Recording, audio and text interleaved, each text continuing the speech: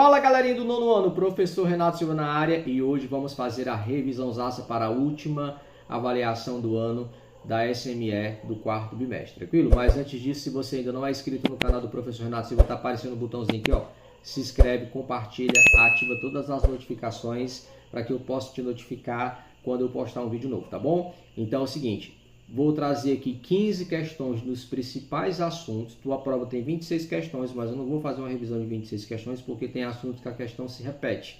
Então eu vou trazer aqui 15 questões dos principais assuntos que está na sua última prova, tá bom? Então, sem mais delongas, bora para a aula. Eu não trouxe, a prova de vocês, quem já está acostumado, é 26 questões. Eu não trouxe aqui 26 questões, eu dividi por assuntos. Então o primeiro assunto que vai estar de novo na tua prova é racionais na reta numérica. Então, primeira questão. A reta numérica, a seguir, a letra que melhor representa o número, aí aqui ficou um pouquinho pequeno, eu vou te mostrar aqui, ó, um número misto, né, que é 3 inteiros e 1 meio. Isso é um número misto. Então, ó, se a gente olhar para essa reta, qual é a letra que melhor representa? Então, ó, 3 inteiros já é aqui, tá bom? 1 meio, que é metade. Então, se a gente olhar para a letra T, é justamente a resposta que a gente procura, né? Então, a letra T, ela está dividindo 3,5, né? 1 meio representa meio. Então, esse 3 inteiros e 1 meio é a mesma coisa que 3,5, tá bom? Então, sem mais delongas, bora para a próxima questão. Na figura a seguir, foram representados na reta real 5 pontos identificados como A, B, C, D, E. Tá aqui, beleza? Opa, voltando aqui, perdão. Cada ponto corresponde a um número real. A letra que corresponde ao seu valor na reta real é. Então, aqui, ó, sem mais delongas, o item A fala para a gente que o número 1 meio pode ser representado pela letra B.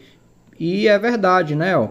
Então, a letra B, ela está bem no meio aqui da divisão do espaço entre o 0 e o 1, tá? Então, se a gente analisar todas as outras alternativas, elas não condiz com o que diz o enunciado. Tranquilo? Próxima questão. Continuando racionais na reta numérica, esse aqui também é uma questãozinha batida, né? Observe a reta numérica abaixo. Nessa reta, que número corresponde ao ponto P? Então, essa questão aqui a gente tem que descobrir o intervalo, né? Então, se você perceber aqui, né? Aqui, daqui para cá, pulou para o 2,2, né? Então, aqui vai ser o 2,1. Então, o intervalo é de 0,1, né?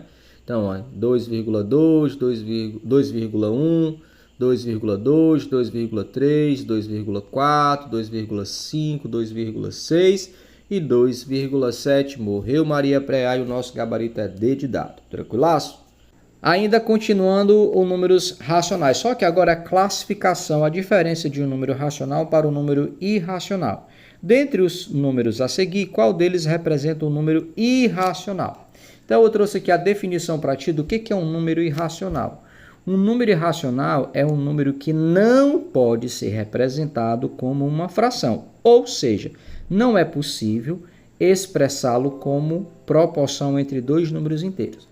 E aí a nossa resposta, o nosso gabarito é a alternativa D. Se você olhar para D, se a gente for tentar representar esse número em forma de uma fração, ela não é possível.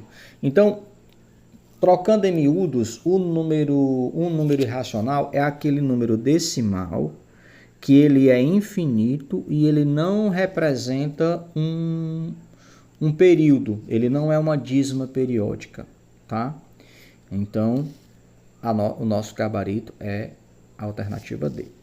Próxima questão. Mudando de assunto, vamos para ângulos formados por retas paralelas e uma faltou um A aqui, né? Ó, e uma transversal. Os ângulos OPV, opostos, aí aqui ele já explicou o que é OPV, né? São ângulos opostos pelo vértice. Tem medidas iguais.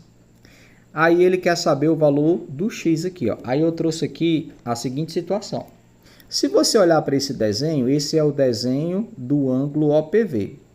Por que ele se chama opostos pelo vértice? Porque aqui você tem o vértice do ângulo. Então, o oposto do 140 é o que está do outro lado. Esse aqui é adjacente, ele está do lado, ele não está oposto, tá? Então, aqui tem uma propriedade, ó. O 140 mais o x são suplementares. O que isso quer dizer? Que dois ângulos suplementares, a soma deles dois tem que dar 180. Então, esse x aqui, ó, ele é o suplementar do 140. Ele não é o oposto, ele é o vizinho, tá? Ó, ele é o vizinho. E o vizinho, aqui no caso, ele é suplementar. Então, o valor de x é 40 porque o 140 mais 40 dão 180, que é o que diz o que são ângulos suplementares. São dois ângulos que somados dá 180 graus, né? Continuando na mesma pegada, a imagem a seguir, na imagem a seguir, o valor do ângulo beta, que é isso aqui, é de 62 graus, ou seja, esse ângulo aqui vale 62 graus. O valor do ângulo alfa, que é isso aqui, é. Então, esse desenho, o que nós temos? Solução. Nós temos o que são ângulos alternos internos, ou seja, nós temos aqui uma reta transversal. Esses ângulos, eles são alternos, porque se você analisar a transversal, tem um ângulo de um lado e um ângulo do outro. Então, eles são alternos. Internos, porque eles estão dentro da região interna das paralelas, eles estão aqui. Qual é a propriedade? A propriedade dos ângulos alternos internos é serem congruentes, ou seja, terem a mesma medida. Ora, se o beta vale 62, o alfa também vale 62, porque tem que obedecer à propriedade. Então, vocês viram que até agora as 6 primeiras questões não tiveram cálculo, né? São apenas teoria. Eu quero ver você se garantindo nessa prova, beleza?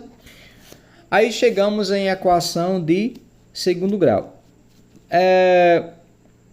Se não for a primeira, uma das primeiras coisas, é uma das segundas coisas que você estuda ao estudar a equação do segundo grau, que é a identificação dos coeficientes.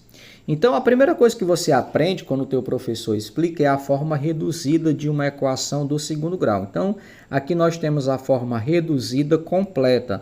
Então, uma equação do segundo grau, na sua forma reduzida, ela tem 3 termos. Ela tem o termo A, ela tem o termo B e ela tem o termo C. Isso aqui é a forma genérica. Quando você vai para o exercício, o A vai dar lugar a um valor, que vai se chamar coeficiente, o B vai dar lugar a outro valor e o C vai dar lugar a outro valor, como você pode observar aqui.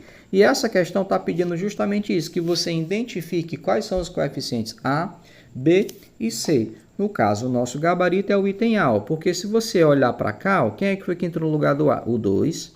Quem foi que entrou no lugar do B? O 5. E quem entrou no lugar do C foi o menos 10. Então, outra questão sem cálculo. Já são 7 questões sem cálculo. Tranquilo? Próxima questão. Agora começa as propriedades, o estudo mais avançado. O produto das raízes da equação. Eu não sei se você estudou esse assunto, mas assim, quando você começa a estudar a equação de segundo grau, é um estudo prolongado, né?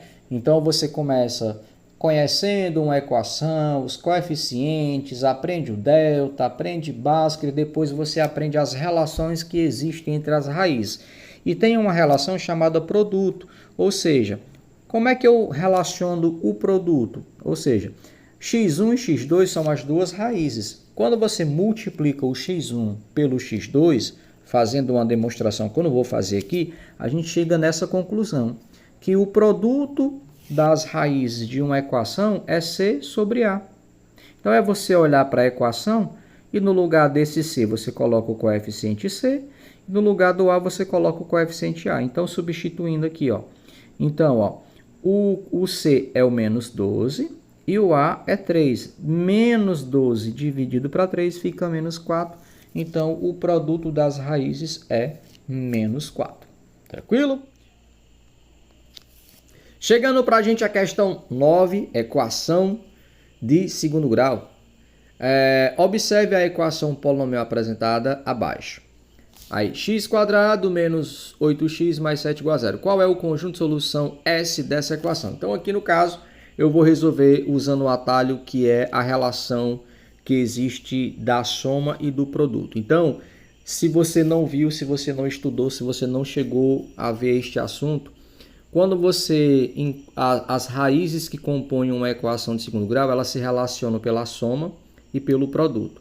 O x1 e o x2 quer dizer que é a raiz 1 e a raiz 2, né? Quando você soma, então a soma dessas duas raízes é menos b sobre a, e o produto dessas raízes é c sobre a. Então você pega, daí você chama a soma de S, né? E aí, ó, menos da fórmula ele quer o b aqui é menos 8 sobre o a, que é 1 aqui, né? Então menos com menos fica 8, 8 dividido para 1, 8. Agora vamos para o produto. O produto é c sobre a. Então, nesta equação, o c é o 7 e o a, que é o coeficiente que fica aqui, que não apresenta coeficiente, quando não apresenta porque é 1. 7 dividido para 1 é 7. Agora, cuidado, olha só. Tem muitos alunos que quando aplica esse atalho, ele acha que isso aqui são as raízes. E olha aqui o distrator dele, ó, 7 e 8, tá?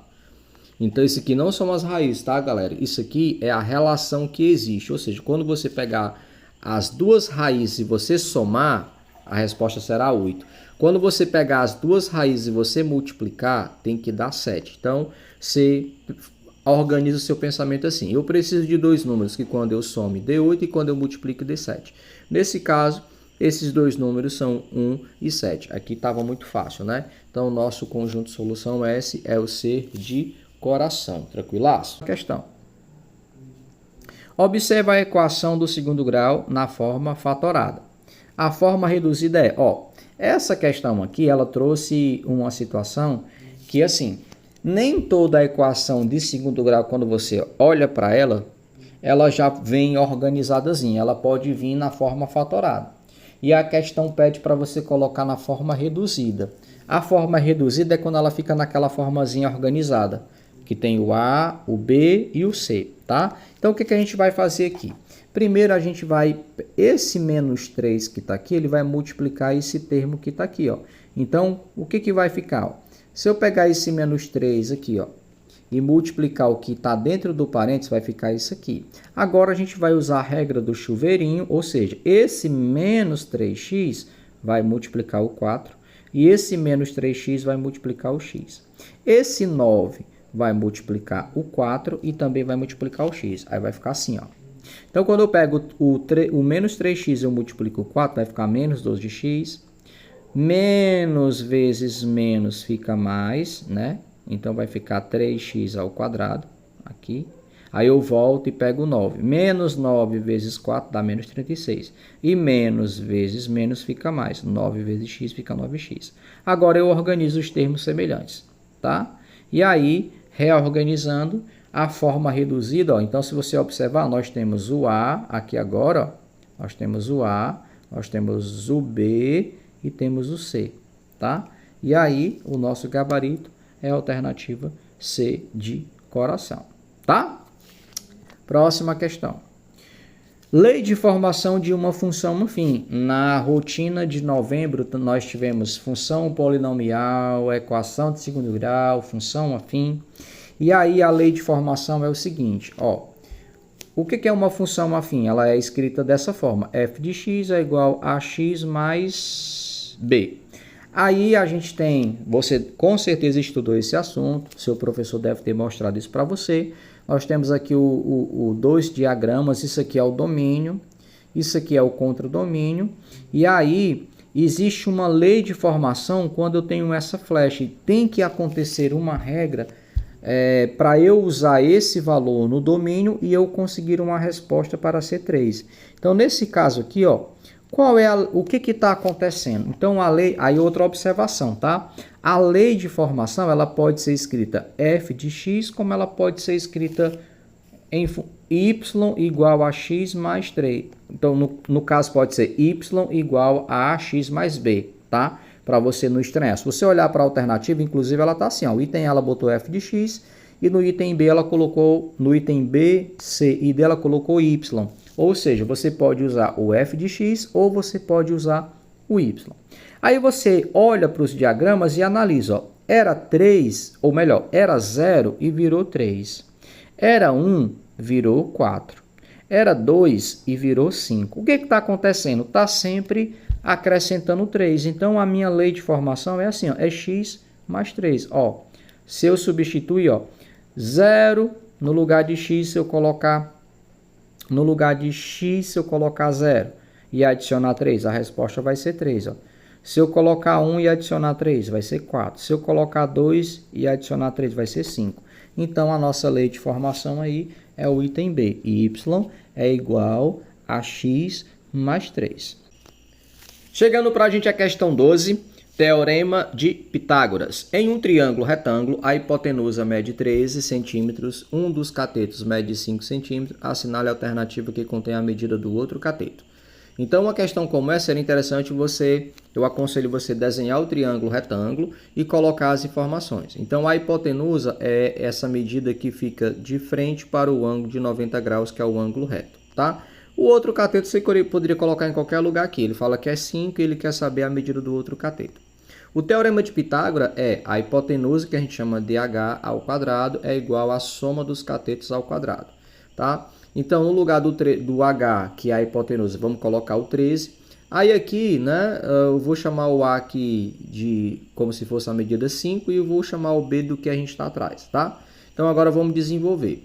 Quando você pegar 13 ao quadrado, cuidado, tá, gente? Isso aqui, ó, 13 ao quadrado é 13 vezes 13, dá 169. 5 ao quadrado, tem aluno que ainda fala que é 10. Turma, potência não é você multiplicar a base pelo expoente, não é 5 vezes 12. 5 ao quadrado é 5 vezes 5, que dá 25. E letra ao quadrado permanece letra ao quadrado. Agora, o que acontece aqui? A gente reorganiza a casa, né? Esse 25 passa para o outro lado e ele vai negativo, então fica que x quadrado é igual a 144. E aí, a gente reorganiza isso aqui. E esse expoente 2, ele passa para o outro lado da igualdade, se transformando numa raiz quadrada, e você bota mais ou menos raiz quadrada de 144. Então, o x é mais 12 ou o x é menos 12. Como a gente está falando da medida de uma figura plana, não pode ser uma medida negativa. Então, o que serve para a gente é o mais 12. Tranquilo? Esta questão 13 é um exemplo da questão mais difícil que vai ter na sua prova. Essa é a questão do chutômetro, né? Mas eu vou mostrar aqui como é que faz. Tem uma questão parecida, tá bom? Então, olha só. Em um triângulo retângulo ABC, a hipotenusa mede x mais 6 e seus catetos medem x e x mais 3. Suponha que as medidas dos lados desse triângulo sejam dadas em centímetro. Logo, o perímetro do triângulo ABC é. Tá aqui as sugestões, tá? Então, de novo. A ideia aqui é, eu sugiro que você desenhe o triângulo e coloque essas informações. Então, ele fala que a hipotenusa é x mais 6, então tá aqui, a gente acabou de ver, né? O outro cateto mede x mais 3 e o outro cateto mede x, tá bom? No caso aqui, agora como é que fica? Usando o teorema de Pitágoras, ó, então, que é o valor da hipotenusa é igual à soma dos catetos ao quadrado. Então, quem é a hipotenusa? É x mais 6 ao quadrado. O outro cateto é x mais 3 ao quadrado mais x ao quadrado, que é esse x aqui.